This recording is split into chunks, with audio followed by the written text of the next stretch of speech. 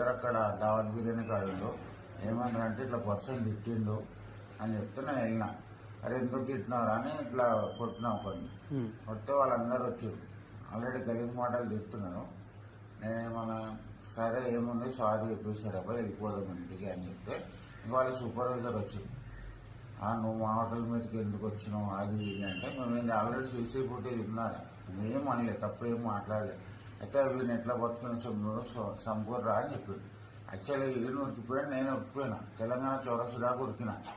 వాళ్ళ ప్లాన్ ఏంటంటే ఇంకా నుంచి ఇంకో కోసం మెయిన్ రోడ్ నుంచి ఒక ఇద్దరు వచ్చి అక్కడి నుంచి వచ్చి నా మట్టుకు ఇక్కడ నుంచి వీళ్ళు అటాక్ 30 మంది.